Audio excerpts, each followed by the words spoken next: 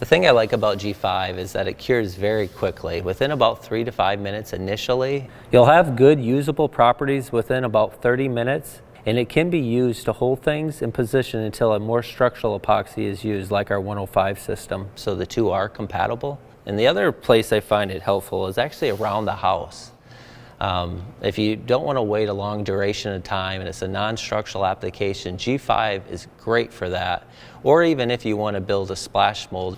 So what we have here, to give you an idea how to build a splash mold, is say you got a piece of trim in your house that's damaged. You got an area that's missing and you need to fill it in, and you want to build a replica of that area to recreate the shape to fill it in. So what you can do is you go to an area that's not damaged, take some clear cellophane packaging tape and you apply it to the surface, work it all in, and from there you actually take a little G5 and mix a little filler and brush it onto the surface, and maybe a couple layers of lightweight fiberglass cloth for reinforcement.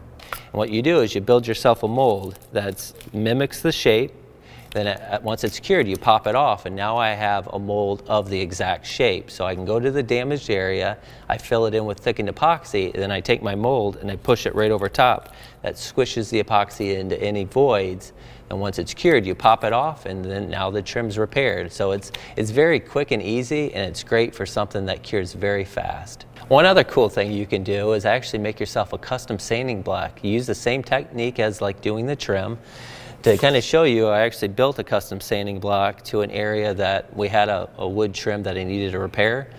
You just wet out a couple light layers of fiberglass cloth, throw on a block, glue it on, and now I got a sanding block. I can put some double-sided tape onto it that sticks to it, that's got some sandpaper on it, and then I just sand the area, and then I can repair that trim in a matter of just minutes. So it's very helpful to save time overall.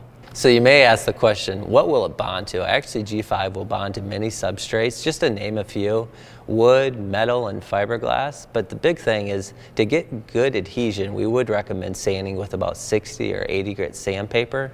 The thing I like about G5 is it's actually a very quality product.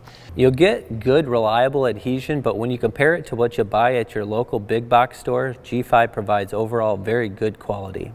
So G5 5-minute adhesive is a 1-to-1 ratio by volume. It's easy to meter, and the viscosity is similar to like honey. It does have very good usable properties, but it's not designed for structural applications or environments that will see high moisture. So G5 can be modified with any of the West System fillers. An example of that is maybe the splash mold that I discussed earlier. G5 is a quick cure epoxy that's handy to have and will save you time.